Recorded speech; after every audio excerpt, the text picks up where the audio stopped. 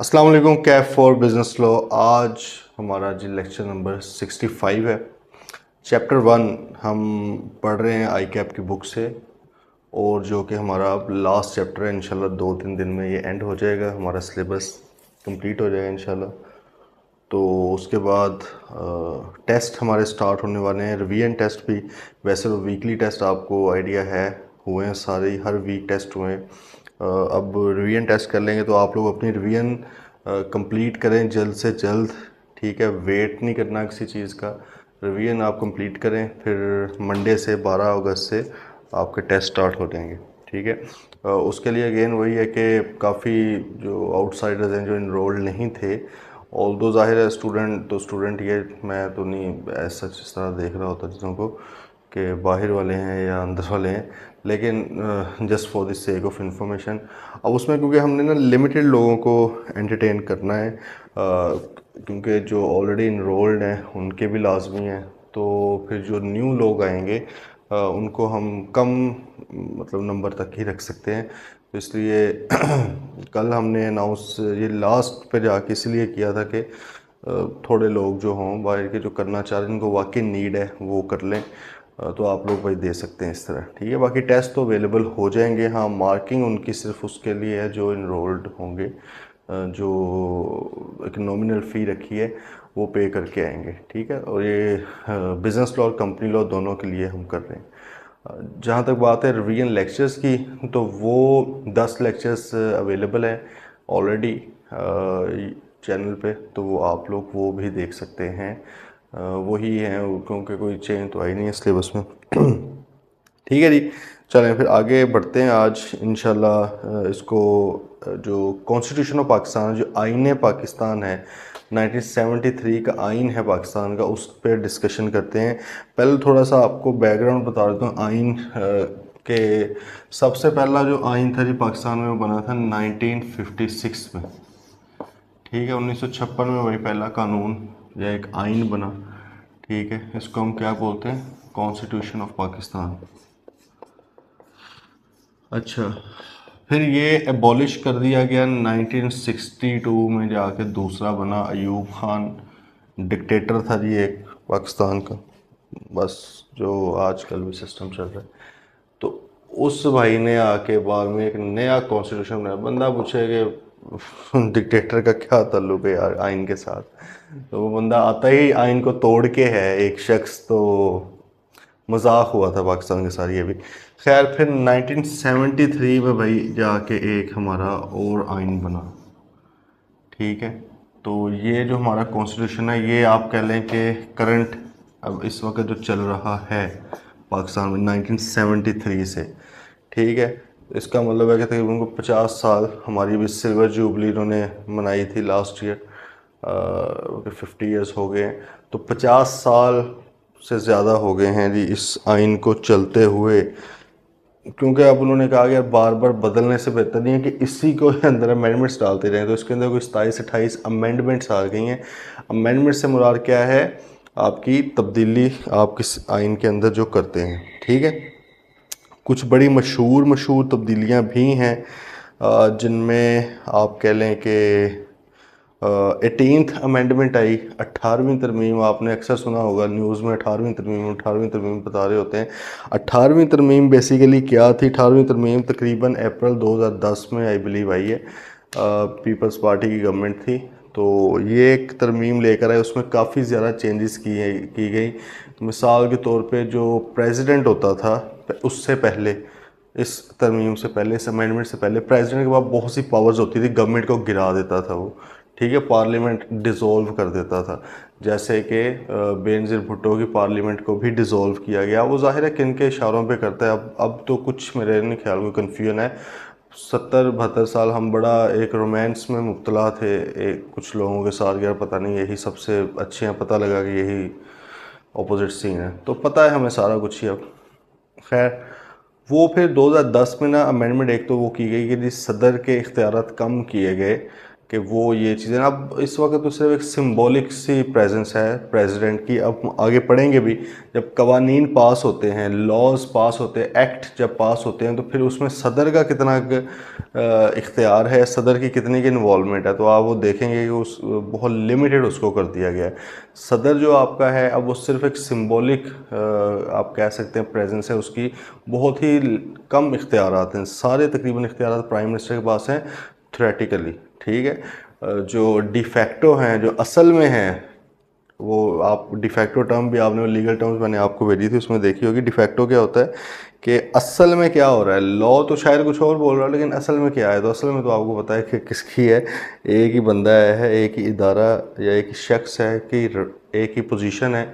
वो ये कहती है कि भाई हर जगह पे मैं हूँ और मेरे साथ भी मैं हूँ। तो खैर वो अच्छा 18वीं तरमीम आई, उसमें फिर और बड़ी चीज़ें आई कि सूबों को, प्रोविंसेस को भी काफ़ी हद तक इंडिपेंडेंट किया गया। बिल्कुल तो नहीं है, लेकिन काफ़ी हद तक बहुत से जो इदारे हैं वो उनके अंडर गए, जैसे हेल्थ सेक्टर चला गया प्रोविंसेस के पास, पुलिस सेक्टर चला गया, एजुकेशन सेक्टर चला गया, और इस तरह की बहुत सी चीज़ें उनको दे दी गई कि भाई आप अपना मैनेज करें इसको, इसकी हायरिंग फायरिंग, इसके अंदर जो इस्लाहात लेकर आनी है, रिफॉर्म्स लेकर आनी है, सारा कुछ आप करें, ठीक है। तो ये मतलब एक सिस्टम निकला, तो वो भी बड़ी मशहूर है 18वीं तरमीम। जिन लोगों को पॉलिटिक्स में थोड़ा इंटरेस्ट हो ना, वो इन चीज़ों को देखा करें, बड़ी इंटरेस्टिंग भी हैं, और आपको फिर दिमाग भी ज़रा चलता है कि यार ये क्यों किया गया है, क्यों इस तरह हो रहा है सारा मामला, ठीक है, तो वो नज़र आएंगी। खैर मेरा जो पुराना यूट्यूब चैनल है ना दूसरा, उस पर शहबाज सईद ACA के नाम से, अब पहले तो कोई और नाम रखा था उसका, तो उस पर ना आप इनिशियल वीडियोस देखिएगा, आज से 3-4 साल पहले, पता नहीं ज़्यादा ही शायद हो गए हों, मैंने इस पर एक बनाई थी वीडियो 18वीं तरमीम पे, क्योंकि मुझे बड़ा शौक़ था, मैं इकॉनमी पे भी बनाता होता था जब अपनी स्टूडेंट लाइफ में और इस तरह। तो वो देखिएगा ज़रा, उसमें बड़ी आसान अल्फाज में, आसान भाषा में समझाने की कोशिश की है कि ये क्या होती हैं अमेंडमेंट्स वगैरह और इस तरह। खैर तो भाई आइन जो है उसके अंदर इस तरह तरमीम की जाती हैं ताकि वो उसको अपडेट किया जाए। तो ऑब्वियसली जब अमेंडमेंट आ जाती है तो पुरानी चीज़ फिर ऑब्सलीट हो जाती है, ठीक है।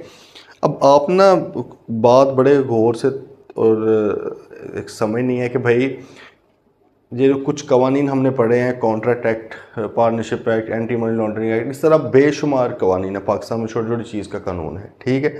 इम्प्लीमेंट होता नहीं होता वो अलग बहस है, हम उसमें नहीं जा रहे। कानून बहुत ज़्यादा है, ठीक है, लेकिन ये जो कानून है ना, कॉन्स्टिट्यूशन है, सुप्रीम कानून है, सबसे बड़ा कानून है पाकिस्तान का, ठीक है। ये सबसे बड़ा कानून है, ये ओवरऑल पाकिस्तान का जो है मेन तगड़ी बड़ी बड़ी चीज़ें ना, उनके ऊपर ये बात करता है। लेकिन ये साथ ये भी बात करता है कि भाई पाकिस्तान में जो भी कानून बनेगा, कॉन्स्टिट्यूशन तो एक ही रहेगा ना, वो तो नहीं, ये नहीं हो सकता कि KPK का कॉन्स्टिट्यूशन और है, पंजाब का और है, सिंध का और है, बलूचिस्तान का और है, इस्लामाबाद का और है, ऐसे this is not possible. Constitution of Pakistan, ये पाकिस्तान का कॉन्स्टिट्यूशन है, बट लॉज तो कहीं के भी बन सकते हैं, इवन किसी एक इलाके का बन सकता है, ठीक है। तो भाई वो ये एक बात मेन करता है कि सर पाकिस्तान में जो भी एक्ट पास होगा, जो भी कानून साजी होगी, जो भी छोटा मोटा लॉ रूल रेगुलेशन बनेंगे, कोई भी कॉन्स्टिट्यूशन के अगेंस्ट नहीं बन सकता। अगेंस्ट से मुराद क्या है कि कॉन्स्टिट्यूशन कुछ और कह रहा है, इधर कुछ और कह रहे हैं। अक्सर आपने देखा होगा कि न्यूज़ में आ रहा होता है, अदालत में इस तरह दलाइल दिए जा रहे हैं कि ये तो आइन की खिलाफ वर्जी है। वो आइन की खिलाफ वर्जी क्या, मिसाल के तौर पे सोशल मीडिया बंद कर देते हैं, ट्विटर बंद कर देते हैं, ठीक है, ट्विटर अभी तक बंद है। वो खुद हमारे प्राइम मिनिस्टर साहब और हमारे बड़े साहिबान जो ट्वीट करते हैं, वो खुद VPN लगा लगा के ट्वीट कर रहे हैं, ठीक है। तो मतलब ये क्या बंदा उस उनको इनकी जहनी हालत पे हंसे या रोए, या अपने हालात पे रोए कि हम किन के जंगल में फंस गए। तो अब वो हालांकि आइन है, आइन के अंदर ये है कि भाई आपको आज़ादी राय का हक हासिल है, ठीक है। तो वो ये आज़ादी राय तो दूर है, तो वो बिल्कुल आज़ादी ही नहीं दे रहे कि बंदा यूज़ ही कर ले। चलो यार मैं राय भी नहीं देता, तुम्हें मेरी राय से डर है, मैं राय भी नहीं देता, मैं बोलता ही नहीं, मुझे यूज़ तो करने दो भाई, मुझे इन्फॉर्मेशन तो लेने दो, ठीक है। तो इस अब वो है तो जाहिर है इस तरह की चीज़ें ख़िलाफ़, लेकिन वही है कि इम्प्लीमेंटेशन कुछ और है, और हाथी के दांत खाने के और दिखाने के और वो सिस्टम चल रहा है हमने, बट ऑब्वियसली बुक्स की हद तक देखना है कि मामला क्या है। ठीक है जी, आ जाए फिर ज़रा basic structure of constitution of Islamic republic of Pakistan. Basic structure क्या है, किस तरह से बना हुआ है। देखें आइन हमारा ना तकरीबन इतना मोटा है, सारा नहीं आपको पढ़ाने लगा हुआ यहाँ पे। जिस तरह बाकी के कवानीन उसने सारे सारे नहीं पढ़ाए। कई तो एंड वाले जो चैप्टर्स में आपको 2-2 पेजेस के ऊपर बस बताया हुआ, तो उसका ये मतलब नहीं कि वो है ही 2 पेजेस का। उन्होंने कहा भाई आपके रेलिवेंट इतना जानना इस लेवल पे बहुत है, ठीक है। वरना कॉन्स्टिट्यूशन तो इतना मतलब कि बड़ा है हमारा कि हमारे जजेस को नहीं आता। हमारे पार्लियामेंटेरियन तो वैसे फारिग हैं, एमएनए एमपी, ये तो इनको तो ये पढ़े लिखे ही नहीं है ना, ये तो जाहिल हैं, ठीक है। और जो इदारे अपने आप को बड़ा समझते हैं कि हमें सब आता है, किसी ने नहीं पढ़ा हुआ, बस ऐसे ही अपने मतलब की चीज़ निकालनी है वहाँ से, ठीक है। तो आपको भी भाई यहाँ पर इस लेवल पे सारा पढ़ाना उनका मकसद नहीं है। अगर आप पढ़ना चाहते हैं कभी तो गूगल कर लें, कॉन्स्टिट्यूशन ऑफ पाकिस्तान सामने पीडीएफ आ जाएगा, उर्दू में भी आ जाएगा, इंग्लिश में भी आ जाएगा, पढ़ें, एंजॉय करें और देखें, हंसें अपने हाल पे कि इधर क्या हो रहा है। तो भाई इंट्रोडक्शन, अब बेसिक स्ट्रक्चर से मुराद है कि भाई किस तरह से बना है। वो कहता है जी कि ये बुक आप पकड़ेंगे तो सबसे स्टार्ट में उसका इंट्रोडक्शन आएगा कि ये क्या है। तो वो कहते हैं इस सेक्शन में क्या लिखा हुआ है कि Islamic republic of Pakistan approve किया गया जी, पार्लियामेंट ने अप्रूव किया, जाहिर है असेंबली ने करना है, पार्लियामेंट ने 10 अप्रैल 1973 को अप्रूव हुआ था, बना था कि हाँ ओके है। रेटिफाई किया गया इसको 14 अगस्त 1973 को जाके। रेटिफाई से मुराद क्या होता है, किसी चीज़ को, किसी पुरानी चीज़ को आज की डेट पे प्रूव करना, मतलब कि 50 दिन पहले की चीज़ को आज अगर मैं प्रूव कर दूं, आज ओके कर दूं, इसको रेटिफिकेशन कहते हैं। तो उन्होंने कहा 14 अगस्त एक ज़रा बड़ा दिन आ रहा है, ठीक है, तो इंडिपेंडेंस डे है, अभी भी आ रहा है, तो क्यों ना इसके ऊपर इसको रेटिफाई दोबारा से हम कर दें अप्रूव कि चलो जी इसे हमारा प्रोमलगेट भी हो गया है। प्रोमलगेट कहते हैं नाफज होना, ये लिख लें वैसे यहाँ पे कि रेटिफाइड एंड प्रोमलगेटेड ऑन 14 अगस्त 1973। अच्छा, कॉन्स्टिट्यूशन सुप्रीम लॉ है जी, और ये गवर्निंग प्रिंसिपल बताता है किस तरह गवर्न होगी स्टेट, किस तरह से रियासत के मामला सारे चलेंगे। फंडामेंटल राइट्स, बुनियादी हुकूक हमारे क्या हैं, मतलब कि जो जो नहीं मिल रहा ना वो सारा कुछ इसमें लिखा हुआ है। फंडामेंटल राइट्स क्या है, स्टेट का स्ट्रक्चर क्या होगा, स्टेट में कौन कौन लोग शामिल हैं, ये भी आप पढ़ेंगे तो आपको पता लगेगा कि स्टेट में 3 लोग हैं। स्टेट के जो 3 पिलर्स हैं, जो चौथा पिलर धक्के से हम बीच में डालते हैं ना, बल्कि वो चौथा इतना स्ट्रॉन्ग बन जाता है कि वो बाकी तीनों को भी गिरा देता है। 3 पिलर है बस, कौन से हैं, आपका पार्लियामेंट है, ठीक है, आपकी जुडिशरी है, और इंतज़ामिया जिसने ज़ाहिर है सारा कुछ करना है, ब्यूरोक्रेसी आप समझ लें, एडमिनिस्ट्रेशन। इसके अलावा कोई नहीं है, इसके अलावा कोई नहीं है, इसके अलावा कोई नहीं है। आपको जो मर्ज़ी आके बोलता रहे, हमने ठेका लिया हुआ है, हम फैसला करेंगे कौन ये है कौन वो है। आइन के अंदर ऐसा कुछ नहीं लिखा हुआ।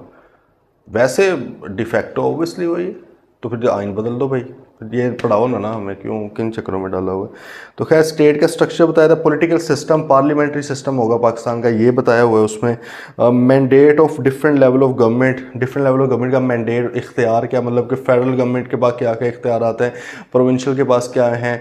फिर आगे आप चले जाएँ तो नीचे लोकल बॉडीज़ भी होती हैं, ठीक है, टीएमए वगैरह, इनके क्या इख्तियारात हैं। Mandate and separate powers of cabinets, judiciary etcetera, इनकी क्या है पावर। The parliament cannot make any laws which is against the constitution. सही है, ये तो हमें पता लग गया पहले।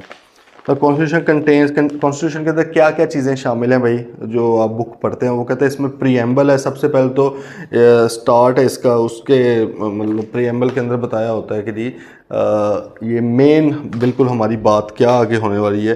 फिर वो कहते हैं 12 पार्ट्स हैं इसके, 12 हिस्से हैं इसके, ठीक है, पार्ट 1 पार्ट 2 आप देख लें, 12 हैं बनाए हुए। 280 आर्टिकल्स हैं, 280 आर्टिकल्स। आर्टिकल से मुराद आप सेक्शन समझ लें, ठीक है, जिस तरह हमने कानून में वो देखें सेक्शन 3 सेक्शन 4 इस तरह लिखा, तो इसके आर्टिकल्स हैं, ठीक है, उसको बोला जाता है। एंड 5 स्केजुअल्स, स्केजुअल होता है एंड पे डिटेल, आप एक टेबल सा बना के जिसमें बता देते हो, डिटेल्स बता देते हो, उसको स्केजुअल बोला जाता है, ठीक है। तो भाई क्या चीज़ है, एक प्रीएम्बल है इसमें, ठीक है, 12 पार्ट्स हैं इसके, 280 12 पार्ट से मतलब 12 किताबें नहीं हैं, मतलब है कि एक ही बुक को 12 हिस्सों वो उसके हिस्से कर दिए गए हैं उसी में, ठीक है। वो हिस्से ऑब्वियसली इस बेस पे किए गए ना कि कोई चीज़ है वो जुडिशरी के बारे में बात कर रही है, उन्होंने कहा इसका एक अलग पार्ट कर दो, कोई है वो इलेक्शंस के बारे में बात कर रही है, उन्होंने कहा इसको अलग कर दो, इस तरह करके 280 आर्टिकल्स हैं, 5 स्केड्यूल्स हैं, ठीक है। ये आपने याद रखना है, पेपर में आ जाता है। अब ये जो नीचे है, एक क्वेश्चन स्टूडेंट्स का होता है कि सर क्या इन सबको याद करना है एज इट इज़, तो भाई नहीं, याद नहीं करना। बस आपने इसको कोशिश करनी है 4-5 बार पढ़ लें, आपके माइंड में जितना का रह गया काफ़ी, ठीक है। फॉर एग्जांपल कई बार पेपर में ऐसे आया था कि प्रेसिडेंट के बारे में कौन से पार्ट में लिखा हुआ है, तो आपको पता होना चाहिए। आगे ये जो सेक्शन आर्टिकल्स लिखे हुए ना 1 से 6 7 से, इसको काट देंगे, ये नहीं याद करना आपने, ये ना तो याद होने आपसे, ठीक है, और ना ही ये रिक्वायर्ड है, तो इसलिए ज़्यादा मुशक्क़त करने की ज़रूरत नहीं है। पूरा सिलेबस हमने पढ़ा है, इंशाल्लाह उधर से भी अगर आपने सारी चीज़ें पढ़ी हुई हैं ना, तो 100% करेक्ट होना ज़रूरी नहीं होता, ठीक है। 100% पेपर करना ज़रूरी है, वो बस आपने इंशाल्लाह करना है। अच्छा, आज पार्ट 1 आ गया इंट्रोडक्टरी। इंट्रोडक्टरी के अंदर वो कहता है हमें बताया गया कि Pakistan Islamic republic of Pakistan है, इसके 4 सूबे हैं, and defined the religion of the state, religion बताया गया कि इस्लाम है। It also includes provisions such as elimination of all sort of exploitation rights of individuals to be dealt in accordance with the law, loyalty to state and abiding by the constitution, and defining high treason along with its punishment, ठीक है जी। अब वो introductory के अंदर वो कहता है हमें ये बताया गया कि पाकिस्तान, ये जो पहले 6 आर्टिकल्स हैं 1 से 6, कि पाकिस्तान का नाम इस्लामिक रिपब्लिक ऑफ पाकिस्तान है, हमारे इतने सूबे हैं, और इसमें जो बुनियादी हकूक़ हैं लोगों के वो बताए गए हैं, कुछ इंडिविजुअल के राइट्स बताए गए हैं, फिर स्टेट के साथ लॉयल्टी को डिफ़ाइन किया गया, और अगर आप स्टेट के साथ गद्दारी करते हैं तो वो भी बताया गया। आप लोगों ने अक्सर सुना होगा इस पर आर्टिकल 6 लगना चाहिए, ये इन्हीं में आ रहा है ना 1 to 6 में, मतलब छठा लास्ट वाला। तो क्यों है वो, ये ट्रीज़न होती है, गद्दारी, ठीक है, कि आप अगर पाकिस्तान से गद्दारी करते हो तो आर्टिकल 6 लगे, वो हर बंदे मुंह उठा के आता है आर्टिकल 6 लगे, तो आर्टिकल 6 को मजाक है, आज तक किसी के ऊपर नहीं वो मतलब लगा, मुशर्रफ के ऊपर इन्होंने चलाया था, ठीक है। तो वो भी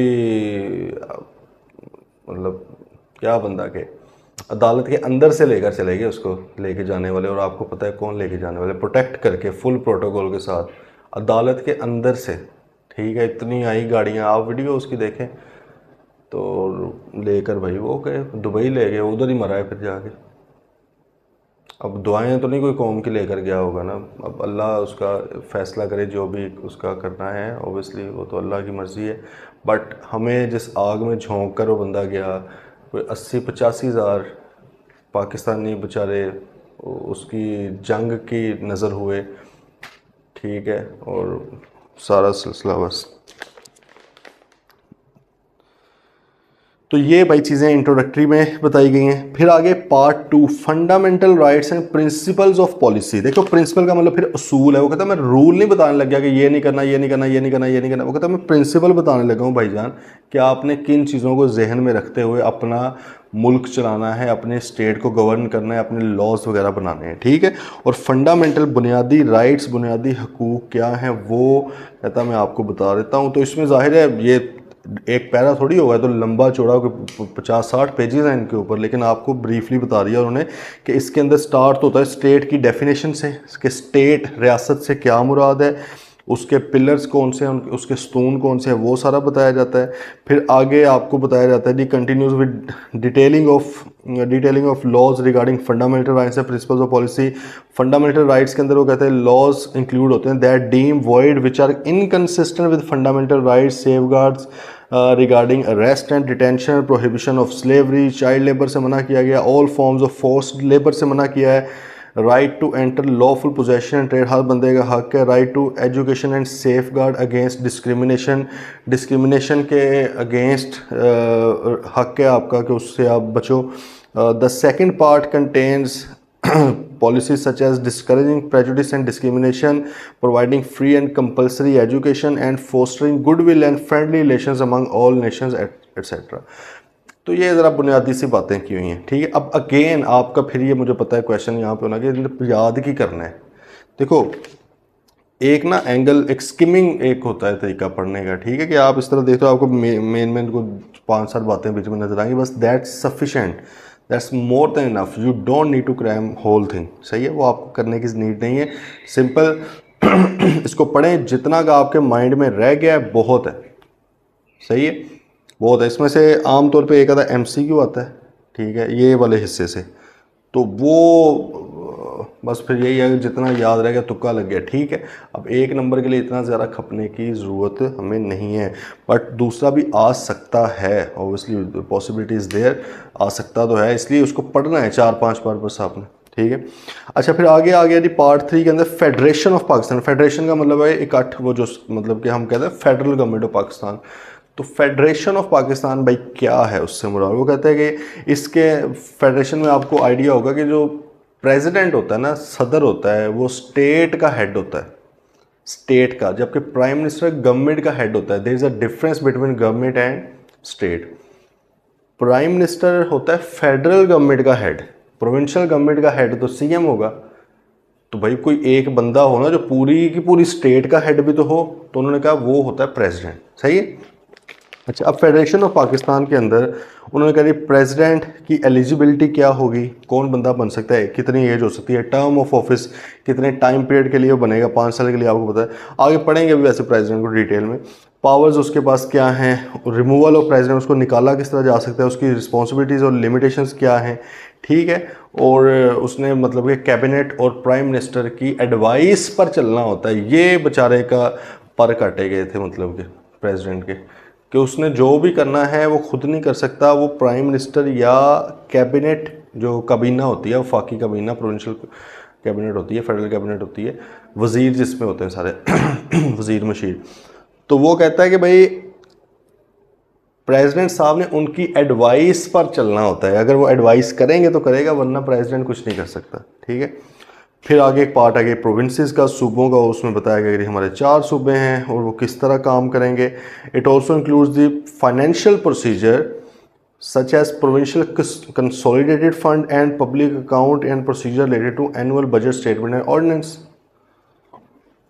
प्रोविंशियल कंसोलिडेटेड फंड, वो कहता है इसमें यह भी बात की जाती है कि हर सूबे का एक प्रोविंशियल कंसोलिडेटेड फंड होगा। वो ऑल दो बार में जाके चेंज हो गया, अमेंड हो गया, लेकिन छोड़ें वो क्या हुआ है हमारे जो सिलेबस में, वो देख लेते हैं। प्रोविंशियल कंसोलिडेटेड फंड से मुराद गया कि उसके अंदर सूबा जो अपनी कमाई करता है, कुछ टैक्सेस हैं जो सूबा भी लगाता है, वरना मोस्टली तो आपको पता है फेडरल बोर्ड ऑफ रेवेन्यू। ये तो आसान सा तरीका होता है पहचानने का कि कौन सा डिपार्टमेंट सरकार फेडरल है, वफाकी है, फेडरल से मुराद है पूरे पाकिस्तान के लिए, और कौन सा प्रोविंशियल है। भाई अगर किसी भी इदारे के नाम के साथ पाकिस्तान आ रहा है ना सरकारी, तो वो आपका सिंपल क्या है, फेडरल होता है, ठीक है। और जिसके साथ फेडरल वर्ड आ रहा है वो भी फेडरल होता है। अगर ये दोनों नहीं आ रहे, फिर भी हो सकता है कि कोई और भी इदारा हो जो इस तरह का हो, उसको फिर देखना पड़ता है। लेकिन जो पहला प्रेमा फेशी है ना, कि आप पहले देखते ही पहचान पाएँ, तो एक बड़ा एक काइंड ऑफ एक एविडेंस ये होता है कि आप नाम से पहचान सकते हैं। जैसे आप पाकिस्तान रेलवे, तो रेलवे फेडरल गवर्नमेंट के अंडर आती है, प्रोविंसेस के अंदर नहीं आती। वापडा है, ठीक है, ये आपका जो है वापडा पाकिस्तान है ना, तो ये भी उसके अंडर आ जाती है, फेडरल गवर्नमेंट के अंडर आती है बिजली। आप और डिफेंस, ठीक है, ये भी उसके अंदर आती है। पाकिस्तान एयरफोर्स, पाकिस्तान आर्मी, पाक बहरिया, तो पाकिस्तान लग रहा है तो ये भी उधर है, ठीक है। तो ये एक आसान तरीका होता है आइडेंटिफाई करने का। तो खैर कंसोलिडेटेड फंड से मुराद है कि भाई सूबे का अपना जो बजट है वो इसके अंदर मेंशन हो जाएगा। Part 5 relation between federation and provinces, भाई इनका आपस में रिलेशन क्या है, फेडरल गवर्नमेंट का और प्रोविंसेस का आपस में क्या रिलेशन है, कौन कौन से इख्तियार प्रोविंसेस के पास है, कौन कौन से फेडरल गवर्नमेंट के पास हैं, कानून साजी किस तरह होती है, क्या फेडरल गवर्नमेंट कोई भी कानून बना के सूबे के ऊपर थोप सकती है, या सूबे की भी मर्जी शामिल होगी उसके अंदर, या आप ये कह रहे हैं कि क्या कोई भी कानून जो है सूबा अगर बना दे या पूरे पाकिस्तान के ऊपर अप्लाई होगा या नहीं होगा, ये सारा कुछ आपने इसके अंदर देखना है। It include distribution of legislative powers. Legislative से मुराद क्या, कानून साजी करने की, कानून बनाने की ताकत, सही है। Legislative power, administrative relations between federation and provinces such as obligation of federation and provinces and inter-provincial trade etc.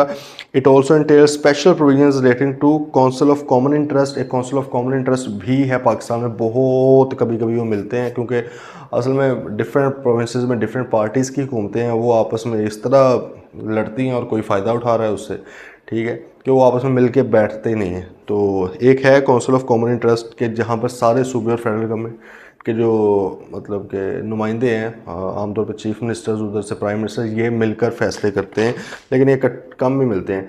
National economic council भी है, ठीक है, और ब्रॉडकास्टिंग है, टेलीकास्टिंग एक्सेट्रा। छठा आ गया finance, property, contracts and suits. इसके अंदर वो कहता है कि ये देखा जाता है कि जो रेवेन्यू है वो किस तरह से डिवाइड होगा फेडरल गवर्नमेंट में और प्रोविंशियल गवर्नमेंट्स में, क्योंकि ज़्यादातर जो है रेवेन्यू वो फेडरल गवर्नमेंट इकट्ठा करती है। टैक्सेस जो हैं गुड्स के ऊपर, सेल्स टैक्स है, इनकम टैक्स है, ये सारे का सारा कौन इकट्ठा करता है, FBR, मतलब कि फेडरल गवर्नमेंट। अब लेकिन इकट्ठा तो सूबों से ही, फॉर एग्जाम्पल पंजाब के एक बंदे से किया गया, तो सूबा भी तो कहेगा भाई मुझे भी तो दो ना, मेरा बंदा था ये, मैं किस तरह अपने काम करूँ, मैंने भी तो सैलरियाँ देनी है, मैंने भी तो कंस्ट्रक्शन करनी है, मेरे भी तो प्रोजेक्ट्स हैं सारे। तो वो फिर सारे सूबे इस तरह ही होते हैं। फिर एक है NFC, ठीक है, NFC अवार्ड होता है, नेशनल फाइनेंस अवार्ड, उसमें ये डिस्ट्रीब्यूशन की जाती है, ज़ाहिर है पॉपुलेशन के हिसाब से आमतौर पे की जाती है, ज़रूरियात के हिसाब से की जाती है, किस सूबे को कितनी ज़रूरत है उनको पैसे उतने उतने दिए जाते हैं, ठीक है। सूबे खुद भी पैसे इकट्ठे करते हैं, मिसाल के तौर पे जो सर्विसेज होती हैं, एक तो है ना गुड्स, चीज़ें हैं, जैसे ये चीज़ है, और एक सर्विस है। गुड्स के ऊपर जो सेल्स टैक्स है, एक सिर्फ एग्जांपल आपको दे रहा हूँ, बाकी और भी सूबे के पास तरीके होते हैं। गुड्स के ऊपर जो सेल टैक्स है वो FBR लगाता है फेडरल गवर्नमेंट, सही है, FBR इकट्ठा करता है सेल्स टैक्स एक्ट 1990 के कानून के मुताबिक। जबकि सर्विसेज के ऊपर जो सेल टैक्स है वो सूबे अपना अपना इकट्ठा करते हैं। मतलब अगर पंजाब में सर्विस दी जा रही तो पंजाब का एक अथॉरिटी है PRA, Punjab revenue authority. Sindh में दिया जा रहा है तो SRB, सिंध रेवेन्यू बोर्ड है। KPK में दिया जा रहा है तो KPRA है, ठीक है, KPK रेवेन्यू अथॉरिटी। फिर बलूचिस्तान में तो बलूचिस्तान रेवेन्यू अथॉरिटी। तो इस तरह ये करते हैं। ये तो एक चीज़ है। फिर प्रॉपर्टीज़ के ऊपर टैक्स जो होता है, एक्साइज वाले जो लेते हैं आके, इनकम टैक्स नहीं, जो घरों से लेते हैं 5 मरला 10 मरला या घर कमर्शियल प्रॉपर्टीज़ हैं उनसे, वो भी सूबों के पास आता है, ठीक है। तो इस तरह का डिफरेंट चीज़ें वो होती हैं। फिर इसमें ऑडिटर जनरल ऑफ पाकिस्तान एक इदारा है, एक डिपार्टमेंट है, एक बंदा है जो ऑडिटर है जनरल ऑफ पाकिस्तान है। अच्छा, ये चार्टर्ड अकाउंटेंट नहीं होता, ये आमतौर पे वही सरकारी जिस तरह प्रमोट हो के चले जाते हैं ना ऊपर, ये उस तरह के होते हैं बंदे। तो लेकिन ये पूरे पाकिस्तान का आप समझ लें गवर्नमेंट का ऑडिटर होता है, auditor general of Pakistan government का ऑडिटर होता है। इसकी क्या पावर्स हैं, ये किन किन इदारों को करता है, ये आमतौर पे सारे जो सरकारी इदारे होते हैं ना उनका ऑडिट करते हैं। अब ये इनके ऑडिट का तरीका हमसे बिल्कुल डिफरेंट होता है, क्योंकि एक तो सरकारी जो इदारे हैं ना बहुत कम ही हैं जो अक्रूवल बेसिस ऑफ अकाउंटिंग पे चलते हैं, mostly cash basis of accounting पे चलते हैं। सेकेंडली, इनकी ऑडिट रिपोर्ट्स, इनका तरीकाकार बिल्कुल डिफरेंट है हम लोगों से, ठीक है। फिर वो कहते हैं प्रॉपर्टी, कॉन्ट्रैक्ट्स, लाइबिलिटी, सूट्स वगैरह के बारे में भी इसमें इंफॉर्मेशन है। देन आगे जी जुडिकेचर। जुडिकेचर से मुराद है अदलिया आपकी। तो अदलिया के बारे में भी है कि भाई सुप्रीम कोर्ट का क्या फंक्शन होगा, हाई कोर्ट का क्या फंक्शन होगा, फेडरल शरीयत कोर्ट भी है एक पाकिस्तान में, ठीक है, वफाकी शरई अदालत, उसका भाई क्या उसके फंक्शन हैं, क्या प्रॉपर्टी उसके पावर्स हैं, उसके बाद क्या अथॉरिटी है, उसके ऊपर बात आती है। जजेस को किस तरह से इलेक्ट किया जाए, सही है, जजेस को किस तरह से आपने लेकर आना है, प्रमोट करना है, उनकी रेम्यूनरेशन, उनके फीस वगैरह, सैलरीज वगैरह वो किस तरह डिसाइड होनी है, वो इस पार्ट में आ जाता है। फिर इलेक्शंस के ऊपर आ जाता है भाई, ठीक है, इलेक्शंस किस तरह से होंगे, उसमें लिखा गया कि चीफ इलेक्शन कमिश्नर जो है उसकी सारी जिम्मेदारी है उसने करवाना है इलेक्शन। मतलब अब देखो किसको बेवकूफ़ बना रहे हैं, उन्होंने करवाना होता है। फिर इसमें ये जो सारा लिखा हुआ है तरीकाकार के इलेक्शन होगा, फिर जिस पार्टी की मेजोरिटी होगी, ठीक है, वो अपना भी एक नुमाइंदा देगी, दूसरी पार्टी भी नुमाइंदा देगी असम्बली के अंदर, वो फिर फैसला होगा कौन प्राइम मिनिस्टर बनता है, कौन अपोजिशन लीडर बनता है, सारा कुछ ये आगे भी खैर देख लेंगे हम। तो ये इलेक्शन मतलब कि जिस तरह होने चाहिए।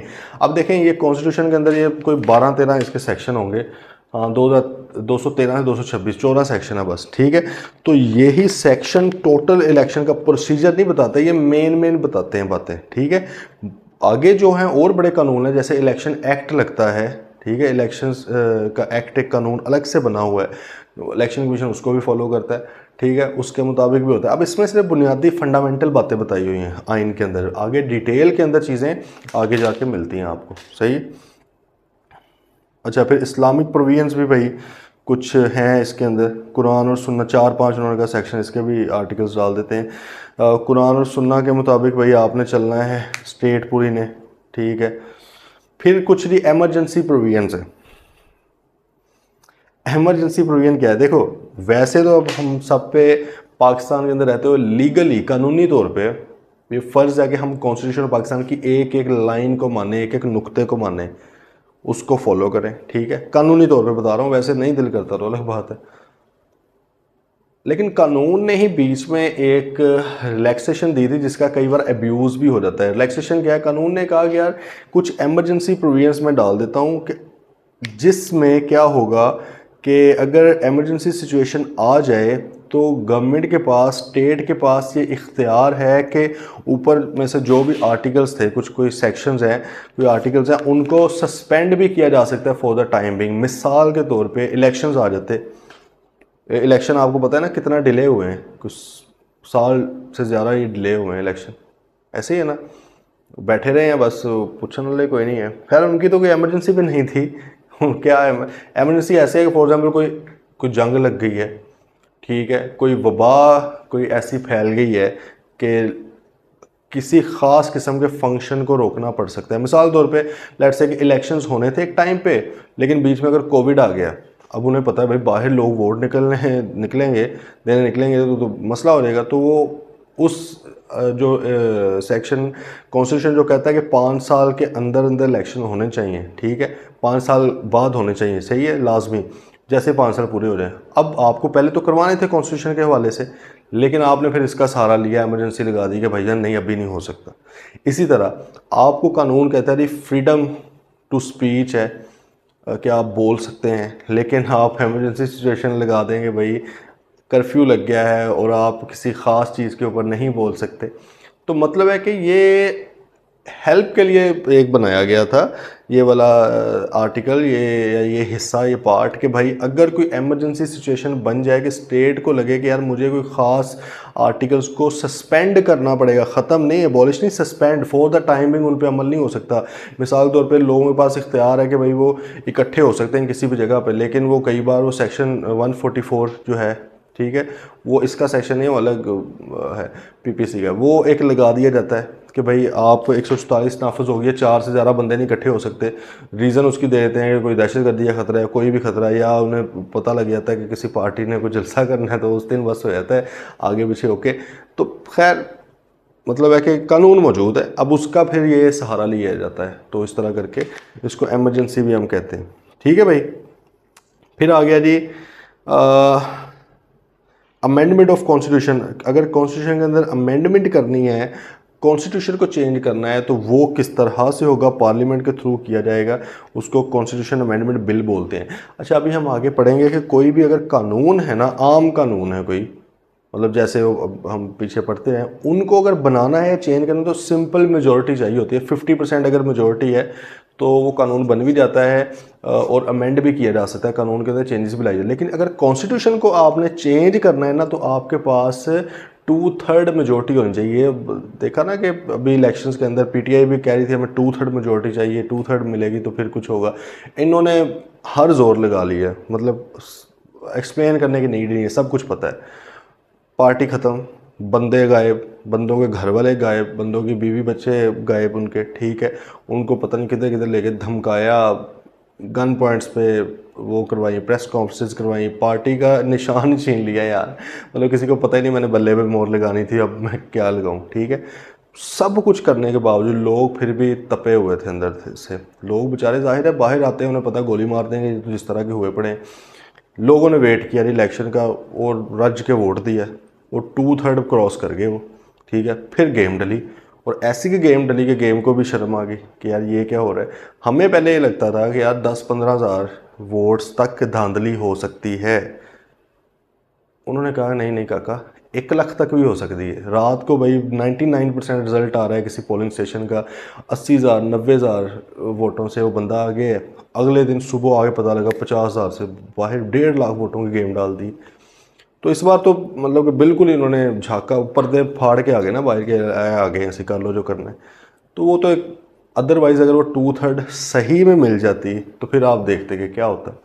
तो उन्हें पता रहा कि क्या होना है, तो इसलिए उन्होंने कहा भाई ज़िल्लत ले लो, पूरी ज़िंदगी की मलामत अपने ऊपर मल लो, अपनी नस्लों को बद्दुआएं दिलवाने के लिए तैयार हो जाओ, लेकिन इस बंदे को 2/3 ना दो। ठीक है, तो अगर वो 2/3 आ जाती तो फिर क्या होना था, फिर आइन चेंज हो सकता था, आइन के अंदर अमेंडमेंट आ सकती है, आपको पावर है, आइन ने इजाज़त दी हुई है आपको। तो फिर आपको जो मुनासिब लगनी थी पावर्स, यार ये इधर इधर ये कुछ ज़्यादा ले गए अपनी तरफ, तो इसको ज़रा ख़त्म करें। तो खैर अमेंडमेंट अगर भैया आपने कानून की करनी है तो इस तरह होगी। मिसलेनियस वो कहता है फिर कुछ 40-50 और सेक्शन है आपके, ये कुछ पब्लिक सर्विस कमीशन पीपीएससी होता है, एफपीएससी है फेडरल जो पब्लिक सर्विस कमीशन है, मतलब जो बड़े बड़े ब्यूरोक्रेट्स आते हैं वो किस तरह उसकी फॉर्मेशन किस तरह होगी, उसके फंक्शंस किस तरह होंगे, उसके बारे में। ट्राइबल एरियाज़ थे, अभी भी हैं वैसे, लेकिन अब वो जैसे फाटा वगैरह था वो केपीके का पार्ट बना दिया था बाद में, अभी इन्होंने रिसेंटली 2-3 साल पहले।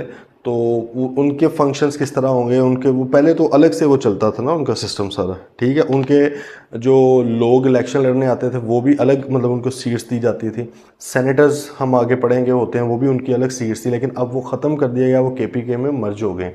ठीक है, तो ये भाई खैर 12 पार्ट्स हैं आपके। नीचे स्केड्यूल है, स्केड्यूल पेपर में आपको आ सकता है किस स्केड्यूल में किसके बारे में लिखा हुआ है, ये डिटेल में जाने की ज़रूरत नहीं है, सिंपल आपको पता होगा। फर्स्ट स्केड्यूल में भाई है जी laws exempted from the operation of article, ये जाहिर है इतना नहीं आपको डिटेल में पूछेगा।